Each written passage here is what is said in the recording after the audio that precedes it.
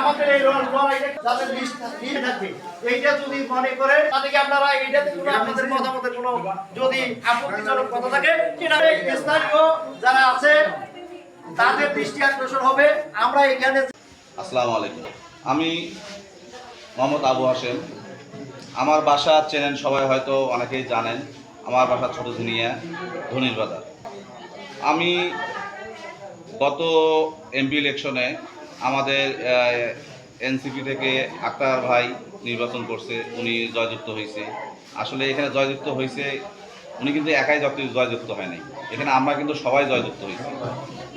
আর জয়যুক্ত হয়েছে উনি একাই কিন্তু নির্বাচন করা নাই, এখানে আমরা সবাই নির্বাচন করছি, তার জন্য নির্বাচন করছি। এখানে দেখেন একটা জিনিস টপিক দেখেন, সেটা হলো উনি যে নির্বাচন করছে ওনার পিছনে আমরা কিন্তু সবাই ছিলাম, এই জন্যে উনি এই পর্যন্ত আসতে পারছে। এখন আগামী নির্বাচনগুলোতে যদি আমরা সবাই সম্মিলিতভাবে হাতে হাত রেখে যদি আমরা এগিয়ে যেতে পারি, ইনশাল্লাহ আমরাও এই 3 নং ইকোনমিক ইউনিয়নের চেয়ারম্যান ইলেকশনে আমরা এগিয়ে যেতে পারব। এখন আমি কিন্তু কোনো রাজনীতিবিদ না বা বক্তা, আমি বক্তৃতা দিতে পারি না। আমি আসলে সামান্য একজন মানুষ। আমি চাই আপনারা আমার সাথে থাকবেন। আমি চাই ইটাকুমা ইউনিয়নের উন্নয়ন হোক, সেটা যেভাবেই হোক। আমাদের উন্নয়ন প্রয়োজন, উন্নয়ন ছাড়া কোনো গতি নেই। আমাদের রাস্তাঘাট আমার সৌভাগ্য হয়েছে গত 2-3 মাসে আমি পুরো ইউনিয়ন ঘুরছি। তাদের যে রাস্তাঘাটের অবস্থা, আমাদের এলাকা, আমাদের 3 নম্বর ওয়ার্ডেও যে অবস্থা, 9 নম্বর ওয়ার্ডের যে অবস্থা, মানে খুব বেহাল অবস্থা। কাঁচা রাস্তা ছাড়া, মানে কাঁচা পাকা কোথাও পাইনি। এখন মেন রাস্তাগুলো পাকা হয়েছে, কিন্তু লোকাল যে জায়গাগুলো এগুলো তো পাকা হয়নি। কিন্তু আমাদের এত দুর্ভোগ সেটা বলার মতো না। আমার কিন্তু পেটে ভাত আছে, কিন্তু আমাদের চলাচলের ব্যবস্থা নেই, যোগাযোগ ব্যবস্থা ভালো নেই। একটা জায়গায় উন্নয়ন হতে গেলে কিন্তু আপনার যোগাযোগ ব্যবস্থা ভালো হতেই হবে। কিন্তু একটা এলাকায় যখন যোগাযোগ ব্যবস্থা ভালো হবে, তখন কিন্তু ওই জায়গায় একটা শিল্প কারখানা হবে, অনেক প্রতিষ্ঠান তৈরি হবে, অনেক কর্মসংস্থান তৈরি হবে। তা মূলত বিগত যে নির্বাচিত চেয়ারম্যানরা কাজ করে গেছে, আমি অসমাপ্ত যে কাজগুলো আছে কাজগুলো করতে চাই, এবং এই কাজগুলো করতে গেলে কিন্তু আমার একার পক্ষে সম্ভব না। এটা আপনাদের সবাইকে আমার সহযোগিতা লাগবে, সহযোগিতা ছাড়া কিন্তু হবে না। যেমন 10 মিলে করি কাজ, হারিতে 3 আহিরাত, সবাইকে লাগবে। আর আমার মূল উদ্দেশ্য হচ্ছে আমাদের এই 3 নং ইটাকুমারী ইউনিয়নটাকে মানে উন্নত করা, আরো মানে ডেভেলপ করা এবং দুর্নীতিমুক্ত করা। তা আপনারা কি আমার সাথে থাকবেন?